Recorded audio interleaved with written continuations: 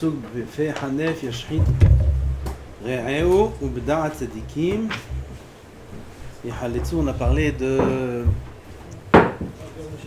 Oui, mais comment on est arrivé à ça? Quelqu'un se rappelle? Comment on arrive aux trois pirushim d'Arlenu le Shabbat?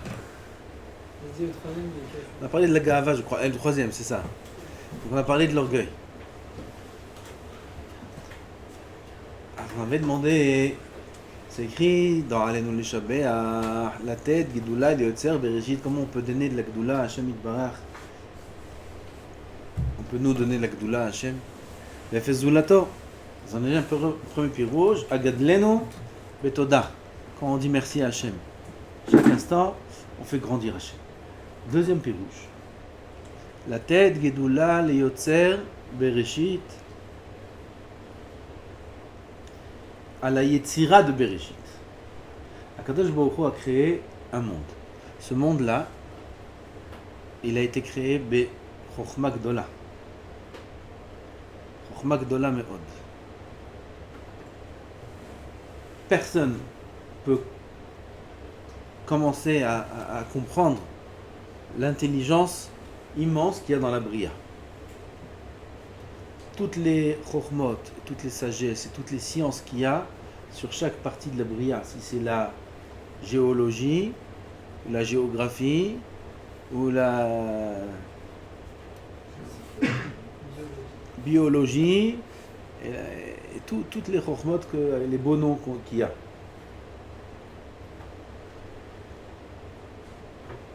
On a appris à l'école, comment s'appelle ça? Les animaux, un ils mangent l'autre. La chaîne alimentaire. Pile et plaïm. Pile et plaïm, la chaîne alimentaire. S'il manque une espèce, il y a un trou, l'autre il n'a plus à manger, tout le monde meurt. La chaîne alimentaire. C'est pile et plaïm. Un il se nourrit de l'autre. La pluie, le Bekitso. C'est une bria incroyable. Les fruits, les goûts, les couleurs, les fleurs, les papillons. C'est quoi ces ailes? Combien de sortes de papillons? Toute la bria, elle est nifla. Et la tête Gedoula, les Yotzer Bereshit, de donner de la grandeur à la Yitzira de Bereshit. Donner de l'importance à la bria, de ne pas être mezalzel dans un aliment, dans n'importe quelle valeur qu'il y a dans ce monde, dans n'importe quelle bria qu'il y a dans ce monde, on n'a pas le droit d'être mezalzel. Bal Tashrit, c'est un lave de Horaïta. Bal Tashrit. Yaakov Avinu, il est revenu sur ses pas pour une petite fiole d'huile qu'il a oubliée alors qu'il avait beaucoup de biens. Il est revenu, il s'y met en danger. De là, Chachamim ont dit que les tzadikim, Haviv alehem amonehem, amonam yoter migoufam. Pourquoi? C'est Hachem qui m'a donné ce mammon. Comment je vais te mezalzel? Comment je vais le négliger? Oh, je plains, j'en ai plein, c'est pas grave. J'en ai plein. T'es mezalzel dans la bracha d'Hachem. Faire attention. Rav Ari nous a raconté qu'il y a quelqu'un dans sa famille, ou un oncle, ou un grand-père, j'ai oublié qui par rapport à lui, qui le pays d'où il était, je crois en Perse, en Iran, il était là-bas, Hotsev, quelqu'un qui sort des minéraux, des pierres, de la montagne, en français. Hein? Mineur, même celui qui sort des pierres de la montagne, pas des pierres précieuses. Il y a une montagne, on casse pour avoir de la pierre. Ça s'appelle mineur, ça aussi? Bon, bref. Il est Hotsev la avot esh. Et donc, c'est quoi le travail du Hotsev? Il prend sa pioche, et il tape fort dans la montagne, et de là-bas, il extrait des pierres s'il a besoin. Ce tzaddik-là, avant de frapper, d'abord il vérifiait s'il n'y a pas des fourmis qui sont à cet endroit. S'il y avait des fourmis, il les faisait partir doucement dans un autre endroit, et après seulement il tapait dans la pierre.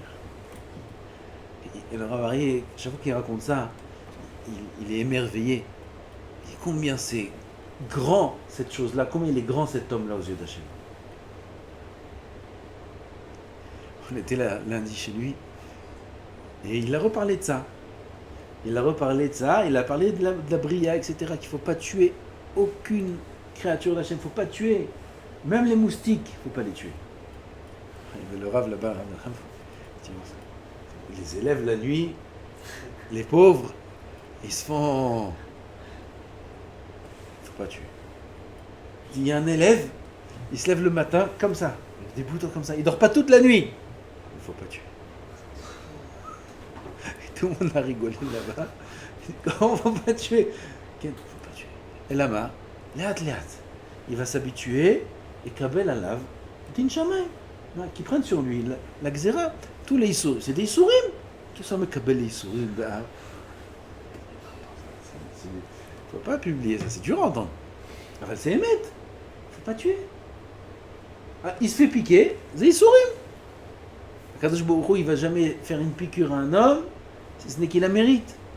Ah, s'il tue l'insecte, le moustique, il aura une piqûre du docteur. C'est même une piqûre du moustique, une piqûre d'un docteur. Il ne faut pas tuer. Et léat, quand il sera merachem sur les briottes, il fera attention aux créatures d'Hachem, alors Kadosh Baruch Hu, il fera en sorte qu'aucun moustique ne le touchera. Jusque-là? Aïe. Kouchia. Faut pas tuer. Il y a quelqu'un qui lui a raconté au Rav. Le Rav, il a une sœur aux États-Unis, je crois. Il a une sœur aux États-Unis. Et là-bas, quand il était le Rav, il y avait la femme de ménage qui a raconté au Rav, je vais vous dire qui c'est votre sœur. Il dit, qu'est-ce qui s'est passé? Il dit, quand il y a un cafard ou un animal, jamais elle tue. Elle prend avec quelque chose et elle ouvre la fenêtre et elle met à l'extérieur. Jamais elle tue. Un goy, il a été mis pas elle, un goy, il est émerveillé de cette mida-là du juif. Il tue pas. Le goy, il est émerveillé de ça. Il raconte au Rav comment elle est grande, ta sœur. C'est quoi sa grandeur? Elle tue jamais les insectes. Le goy, il est émerveillé de ça. Et il a raison. Et nous aussi, on devrait être émerveillés de ça. La tête, Gedoula, Leotzer, Bereshit, c'est Etzira Shel Hashem Yitbarach. Comment on tue, comment on jette, comment on abîme. C'est Etzirat Hashem. Ça, c'est un deuxième piège. Aussi, dans ça, il faut faire attention. Il faut s'efforcer ce qu'on peut. Moi, je connais quelqu'un de proche. Bon, il n'est pas dégoûté de rien du tout, mais il tue aucun animal, les cafards, avec la main. Avec la main, il prend et il le met dehors. Des araignées comme ça, avec la main. Comme ça, fais attention, dehors. Tue rien du tout, jamais il tue un animal. Jamais. C'est Davar Gadol. D'ailleurs, cette personne-là, il est très très émerveillé de toute la bruyère. Il voit un paysage, quel paysage. Il voit un fruit, quel fruit incroyable. Quelle couleur incroyable. Il coupe une pastèque. Il dit comment dehors c'est vert, dedans c'est rouge. Comment c'est possible? Et il y a des pépins marrons. Qu'est-ce que c'est ça? Mais c'est rouge fort et vert fort. Comment vert, rouge? Comment le même fruit sort de la terre marron? C'est pas Pelle et Plaim. C'est Nes, Rabotai, c'est Nes. C'est Nes. Un fruit, c'est un Nes. C'est un Nes mamash amiti kepshuto. Seulement, on est habitué. On est habitué au Nissim. On voit un fruit, une couleur, un goût. Pourquoi ça a tel goût? Pourquoi ça a tel goût? La même terre, elle te donne une orange et une pêche. Un légume et un fruit. Un goût comme ça, un goût comme ça. C'est quoi ça? C'est Nissim, Rabotai, c'est Nissim. C'est pas des bêtises qu'on dit. C'est pas exagéré du tout ce qu'on dit. C'est Nissim mamash. C'est Nissim mamash. Et tout ce qui est expliqué par la science, c'est expliqué qu'à moitié. Personne, même la science, n'arrive pas à savoir la racine des choses. Comment une plante, elle pousse, aucune science ne peut expliquer ça. Ils peuvent expliquer les réactions chimiques qu'il y a là-bas. Ils ne peuvent pas expliquer comment ces réactions chimiques se font. Personne ne peut expliquer ça. Il y a une force divine qui fait ça. Zénissim. Comme ça c'est écrit dans les Sfarim, que chaque plante qui pousse, c'est triatamétim mamash. Triatamétim, c'est exactement ça. La même chose, le même processus. Un corps qu'on enterre et qui pousse, c'est comme une graine qu'on plante et qui pousse. Pourquoi là, on est habitué, alors on ne voit pas que c'est un S. Avec un mort qui se lève, là, tout le monde tombe par terre. C'est la même chose. Parce que là, on n'est pas habitué, et là, on est habitué. C'est la même chose. C'est la tête Gedoula Yotzer Bereshit. Troisième pirouge qui nous concerne, ce passouk, c'est la tête Gedoula Yotzer Bereshit. Là, il faut travailler. On a chacun de la Gdoula. Chacun il a de la Gdoula. Chacun il se sent gadol dans quelque chose. Un il se sent qu'il est excellent dans la logique. Un il est excellent dans la force. Un il est excellent dans la beauté. Chacun il a sa Gdoula. Un il a la Gdoula dans tout. Tout. Moi je suis tout. La perfection par excellence. Il est parfait. Cette Gdoula, on n'a pas le droit de se l'approprier. C'est assourd. C'est du vol. C'est Hashem Yitbarach qui donne la Gdoula. C'est Hashem Yitbarach qui donne la beauté, la force, l'argent, l'intelligence. Cette Gdoula, remets-la entre les mains d'Hashem. C'était quoi la question? Comment on peut faire grandir Hachem? La réponse, c'est pas la tête Gdoula de faire grandir Hachem. On peut faire grandir Hachem. Hachem est grand sans nous déjà.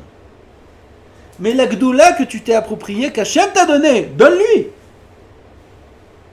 Sois conscient que ce que tu as, ça vient d'Hachem Yitbarach. C'est pas à toi. C'est pas à toi. Nous, on n'a rien. Comme on a parlé ce matin, on a dit Venachnu ma. Comment Moshe Rabbeinu dit Venachnu ma. Nous sommes nuls. Ma, c'est nul. Pas nul dans le sens t'es un nul, mais dans le sens enon milvado. Efes zulato. Nul, ça veut dire néant. Rien. Nous n'existons pas. Nous n'avons aucune qualité. Comment il dit ça, Moshe Rabbeinu? Comment j'ai aucune qualité? Et pourtant, voilà, j'ai de l'argent, j'ai de la richesse, voilà, j'ai de la force, voilà, j'ai ci, voilà, j'ai ça. Comment j'ai aucune qualité? J'ai quelque chose. C'est pas à toi. Toi, avec ton nom et ta Teudat Zéot, égale 0. Peut-être 0, c'est aussi quelque chose. 0. Rien. On vit par l'existence d'Hachem, on vit par la volonté d'Hachem. On n'est rien. Chaque créature dans le monde existe par la volonté d'Hachem. Hachem veut que la chose soit, alors elle est. Elle existe. Comme ça écrit le Rambam. Tout l'univers est maintenu, vit, existe par le Ratzon Hachem. Donc qu'est-ce qu'il y a dans le monde? Ratzon Hachem. À part Ratzon Hachem, rien. Tout ce qu'on voit, des villes, des pays, des voitures, des nations, des paysages, des îles, des poissons, tout ce qu'on voit dans le monde, c'est qu'un mirage. Vous savez c'est quoi un mirage? Tu es dans le désert et tu vois dans le désert un oasis. Ah, il y a de l'eau, il y a un arbre, il arrive, il n'y a rien. Tout le Olamazé, c'est un oasis. Il n'existe pas. Ça veut dire quoi qu'il n'existe pas? Comment il n'existe pas? Voilà, il existe. Voilà, il y a de la matière. Voilà, il y a moi, il y a Moshe, il y a David, il y a des voitures, il y a des maisons, Comment il n'existe pas? Qu'est-ce que tu me racontes? Qu'est-ce que tu me racontes? Comme le mirage. Le mirage, l'oasis, il est là, mais il n'est pas là. La bria, elle est là, mais en soi, elle n'existe que par la volonté d'Hachem. Comme la matière. La matière n'existe pas. Elle est constamment en mouvement. Ça n'existe pas de la matière. La matière, c'est de l'énergie qui est en mouvement. Si ça s'arrête, ce mouvement-là, elle disparaît. Ça, scientifiquement, il le prouve. Quelle raison la création des autres planètes? Alors, on y arrive. La bria n'existe que par la volonté d'Hachem. Et nous inclus, nous aussi. Alors comment un homme il peut s'approprier des mahalotes et dire qu'il est fort, ou qu'il est beau, ou qu'il est riche, ou qu'il est ci, ou qu'il est ça. On dit c'est comme un miroir. Un miroir, il peut refléter tout ce que tu veux. Tu peux mettre des lingots d'or devant un miroir, tu regardes le miroir, qu'est-ce que tu vois? Plein de lingots d'or. Ah, le miroir, c'est des lingots d'or. Tu peux voir devant un miroir des belles choses. Tu peux voir une ville entière devant un miroir. Tu mets en hauteur comme ça, sur la tour Eiffel, un miroir, tu vois tout Paris. Donc dans le miroir, il y a tout Paris. Dans le miroir, il y a de l'or, il y a de l'argent, il y a de la beauté, il y a tout ce que tu veux. Mais dans le miroir, en vérité, il n'y a rien, c'est qu'un miroir. Pareil, nous, on est le reflet du chesed d'Hachem. On est le reflet du chesed d'Hachem. On a des qualités, on a rien. On a le chesed d'Hachem qui reflète sur nous. C'est tout ce qu'on a. À part ça, on n'a rien. On n'est rien. Ça, c'est ce qu'il dit Moshe Rabbeinu. Venachnu ma. Et ça, c'est notre obligation. La tête Gedoula Yetzer Bereshit. Il faut s'habituer à ça. Un homme qui fait ça, ce travail, sa vie est beaucoup plus belle. Beaucoup plus agréable. C'est beaucoup plus facile pour lui d'être toujours sa mère. Quand est-ce qu'un homme il est triste? Quand il a l'impression qu'on lui a pris quelque chose. Ou quand il aimerait avoir cette valeur qu'il n'arrive pas à s'ajouter. Alors là, il est triste. Oh, j'ai perdu. Oh, on m'a pas dit merci. Oh, on m'a pas dit bonjour. Oh, on m'a pas fait ci. Oh, on m'a fait ça. Oh, il m'a mal regardé. Oh, il m'a... Tout ça, c'est les midotes. C'est le kavod. Tout ça, tel les Yotzer Bereshit. Tout ce kavod, il faut le remettre entre les mains d'Hachem. C'est la tête Gedoula, les Yotzer Bereshit. Mais là, on revient à notre pasouk. Celui-là qui est Hanef, celui qui flatte. On a dit, il cause chez l'autre de l'orgueil. Et cet orgueilleux-là, il devient Toravat Hashem. Parce que l'orgueil, c'est Toravat Hashem. C'est répugné aux yeux d'Hachem, l'orgueil. On est obligé. Hayab. Sinon, on a appris aujourd'hui dans Sanhedrin que l'Ati de Lavo, chacun il aura, Hachem sera sa couronne sur sa tête. Hachem sera la Atara, le Rocho Shel Kol Tzadik ve Tzadik. Quelles conditions? Il y a des conditions. Si il est comme ci, il est comme ça, il est comme ça, comme ça, il y a des conditions.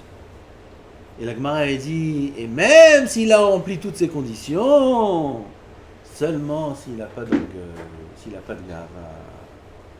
Parce que s'il a de la gava, Kadosh Baruch Hu, il devient une couronne à la tête du tzaddik qui a un âme. Parce que la gava abîme tout. Donc on n'est peut-être pas au niveau d'être grand, un âme, des grands.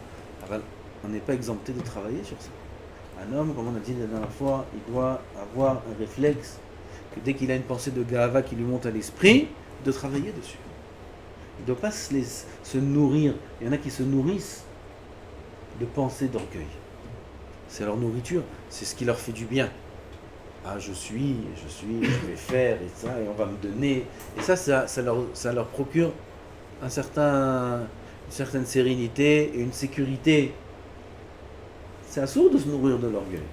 Au contraire, s'il y a une pensée d'orgueil qui monte à l'esprit, tout de suite il faut travailler pour l'annuler. Tout de suite il faut l'annuler. La tête Gedoula li Yotzer Bereshit, tout est Hachem. L'Hachem ha'aretz umloa tevel v'yoshveba. Tout est Hachem. L'Hachem ha'aretz umloa. La terre et ce qu'elle contient, ça appartient à Hachem. Tevel v'yoshveba et les habitants de Kol Yoshve Tevel, tout cela, tout le monde appartient à Hachem. Celui qui réfléchit comme ça, et qui fait en ça la grande mitzvah de ne pas avoir de ga'ava, à part le fait que l'Ati de Lavo il sera couronné, dans ce monde aussi il sera couronné. Parce que Kadosh Baruch Hu Magbiya Shefalim, il élève ceux qui se rabaissent. Il rabaisse ceux qui s'élèvent.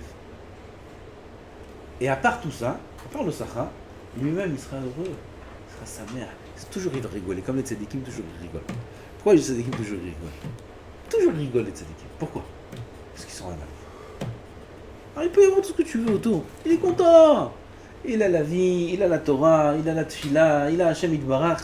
Il est content. À part ça, il n'a rien besoin. Alors toujours il est heureux, toujours il rigole. Qui c'est qui fait la tête, qui est triste tout le temps? Qui est jamais content parce qu'il n'a pas. Pourquoi j'ai pas ça? Pourquoi j'aime ça? Mais j'aimerais aussi bien. Alors il est toujours triste. Ça vient d'aller à אבל האדם שנותן גדולה ליוצר בראשית, כל ימיו בשמחה. השם יזכנו ברוך, אדוני לעולם, אמן ואמן.